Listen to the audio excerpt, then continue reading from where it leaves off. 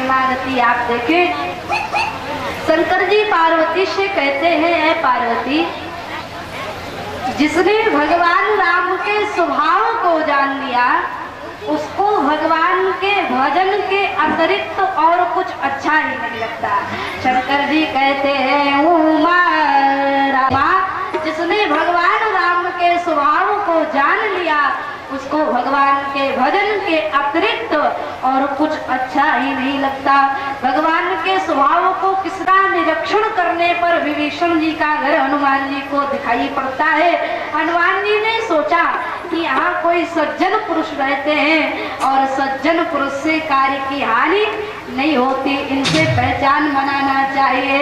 यही सन हठी करी हो पहचान, यही सन हठी करी हो पहचान।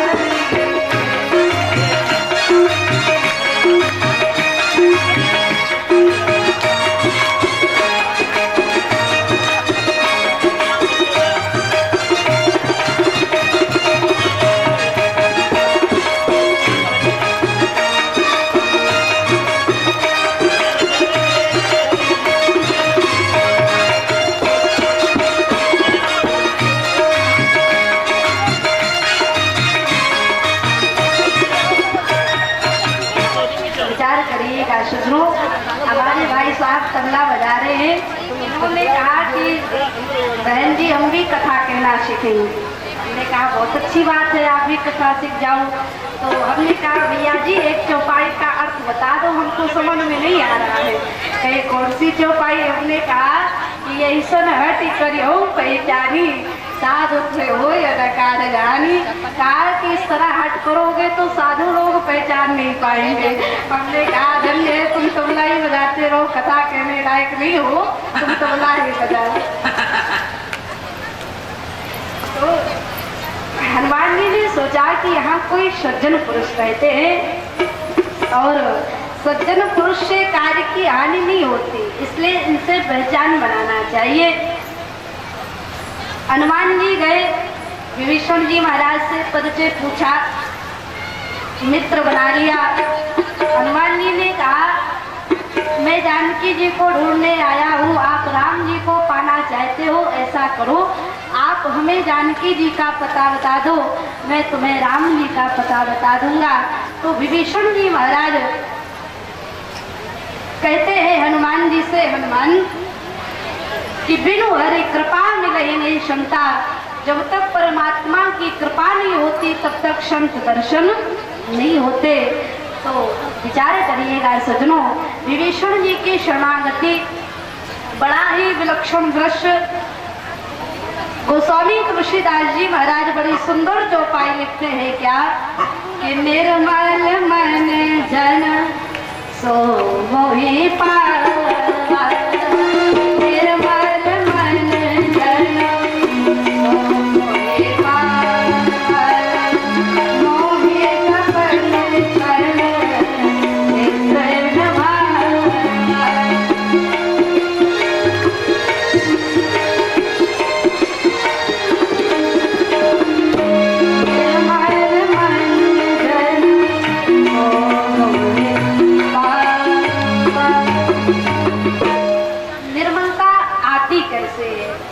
हमारा मन कैसे निर्मल होगा, क्या करना चाहिए? बड़ा ही सूक्ष्म मनोविज्ञान है विभीषण जी के संदर्भ में, ध्यान से समझ करिएगा। विभीषण जी महाराज जो भगवान के निकट आते हैं तो उनके अंतःकरण में विचार उठते हैं कि भगवान हमें स्वीकार करेंगे या नहीं। उन्होंने सोचा कि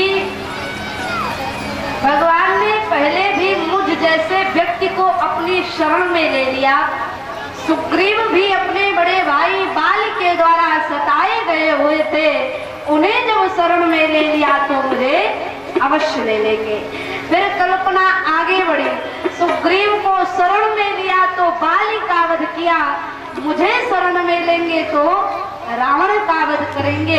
कल्पना जब यहाँ तक आ गई तो धीरे धीरे लोभ ने कहा, लोभ ने कहना प्रारंभ कर दिया कि बाली का वध करने के बाद प्रभु श्री राम जी ने सुग्रीव को किष्किंधा का राजा बना दिया, तब रावण का वध करने के बाद लंका का राजा वे मुझे अवश्य बना देंगे। देखिए वासना कैसे आती है, वासना धीरे धीरे मन में बैठ गई। विभीषण जी महाराज ने जब भगवान को दूर से देखा तो परमात्मा कैसे दिखाई पड़ रहे हैं, गोस्वामी जी ने एक चित्र खींच लिया, दूर ही से देखे दो भ्राता, दूर ही से देखे दो भ्राता, नयनानंद दान के दाता,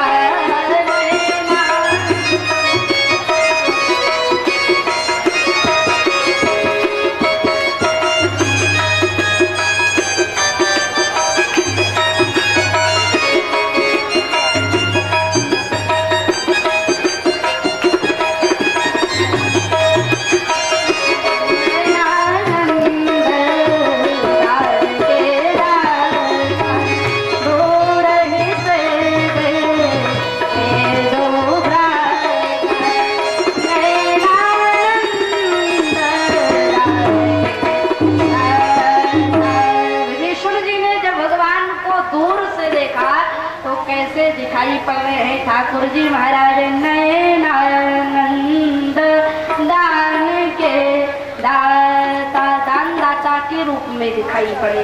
कोई दान तो बांट नहीं रहे थे, जबकि प्रभु श्री राम वल्कल वस्त्र धारण किए हुए तपसी वेश में थे। विभीषण जी ने प्रभु के चरणों में प्रणाम किया, परिचय देना प्रारंभ कर दिया, नाथ दशरथ कर्मय भ्राता और निश्चर वंश जन्म सुर त्राता सज पाप प्रिय तामस देहा यथा उलूक तम पर नेहा श्रवण सुजस सुनियायो प्रभु भंजन भव वीर त्राहि त्राहि आरति हरण शरण सुखद रघु वीर। प्रभु मैं आपका सुजस सुन करके आपके पास आया हूँ, ए दिनों पर दया करने वाले प्रभु त्राहि माम, आप हमारी रक्षा कीजिए, रक्षा कीजिए, रक्षा कीजिए। विचार करिएगा सज्जनों, विभीषण जी की निर्मल मन से स्तुति सुन करके परमात्मा ने अपनी विशाल भुजाओं से उठा करके विभीषण जी को अपने गले से लगा लेते हैं। गोस्वामी जी ने लिखा कि दीन वचन सुनिए प्रभु मन भावा, दीन वचन सुनिए प्रभु मन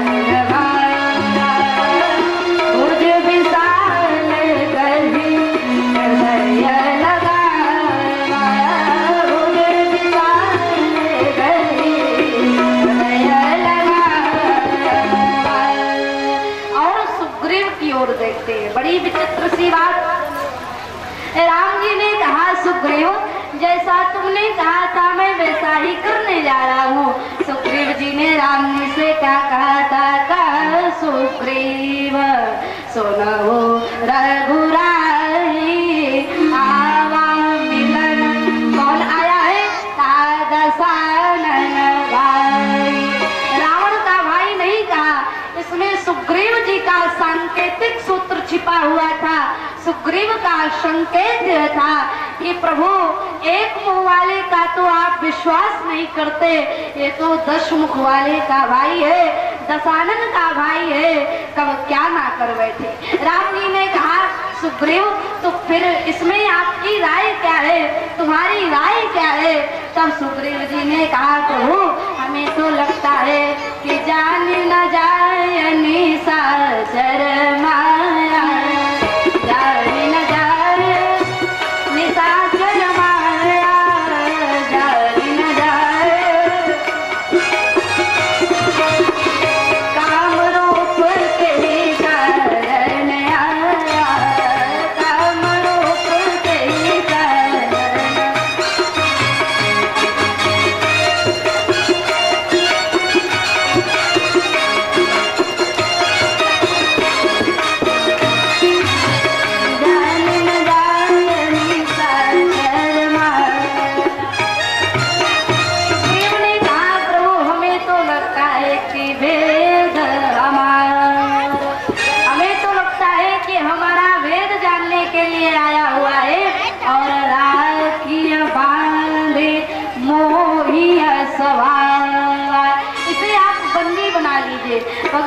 कहा सुग्रीव, मेरी भुजाओं से मजबूत बंधन कोई हो ही नहीं सकता।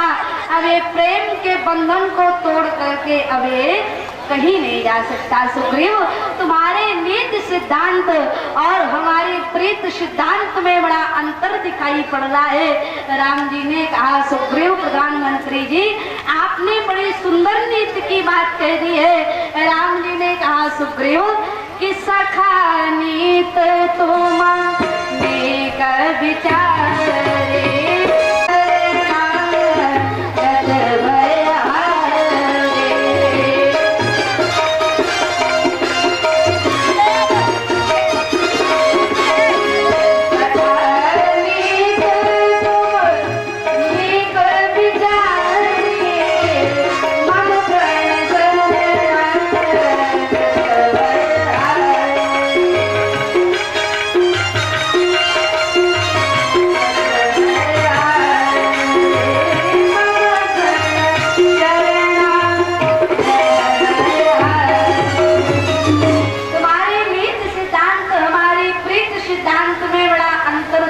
पड़ता है।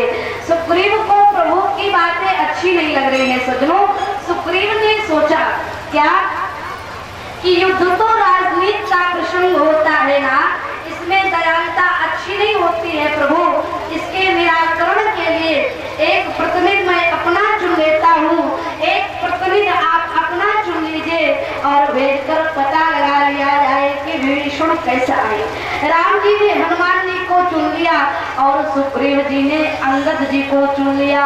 ओ भय भातित हियान हो, हंसी का कृपा निकेत, जय कृपालु कही कपि चले, अंगद हनु समेत। अंगद जी विभीषण को देखते ही बड़े प्रभावित हो गए और हनुमान जी तो पहले से ही विभीषण जी को लंका में निमंत्रण दे आए थे क्या कि तुम हमारे रामादल में मिल जाओ, मिलते ही तुम्हें प्रभु रामादल का अध्यक्ष बना देंगे। सचमुच हुआ भी वही।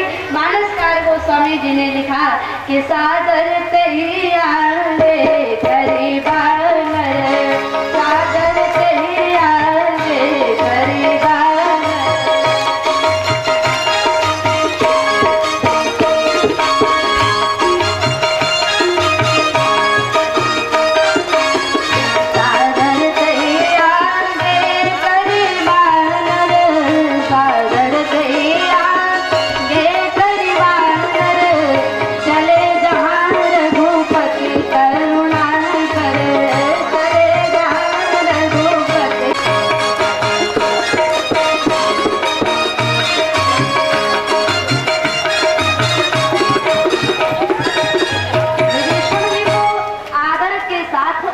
कर लेते हैं साथ कि सुग्रीव जी का स्वागत हो रहा है और सुग्रीव जैसे नीति की दृष्टि से देखने वालों को लग रहा है कि विभीषण जी को बंदी बना करके लाया जा रहा है। जैसे किसी नेता के आगमन पर आगे आगे नेताजी चलते हैं, पीछे पीछे उनके बॉडीगार्ड चलते हैं, ठीक इसी प्रकार से गोस्वामी जी कहते हैं सादर आगे करीबान, चले जा रघुपति करुणा कर। विभीषण जी को आदर के साथ आगे कर लेते हैं, पीछे हनुमान, अंगद तथा कुछ अन्य वानरगण हैं। सुग्रीव का यह तर्क वितर्क प्रभु के समक्ष पहुंचने पर भी नहीं समाप्त हुआ। सुग्रीव का यह तर्क था, प्रभु शरणागत में आखिर आपका कोई ना कोई सिद्धांत तो जरूरी होगा। राम जी ने कहा सुग्रीव, मैं तो पहले से ही घोषित कर चुका हूँ, कोटि विप्र बदला ले जाऊँ, आए शरण तजो नेता हूँ। कोई भी कहा सुग्रीव, कुछ पापी पातकी ऐसे भी होते हैं जो मेरे भजन कीर्तन में नहीं आ पाते। पापवंत कर सहज स्वभाव, राम जी ने कहा निर्मल मन जन सो मोहि पावा,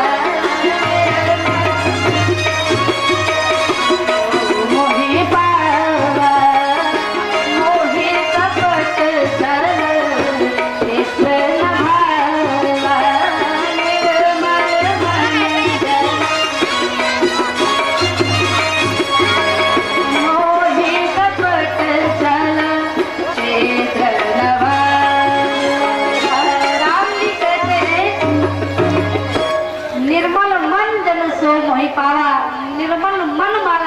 व्यक्ति मेरी कृपा पा सकता है।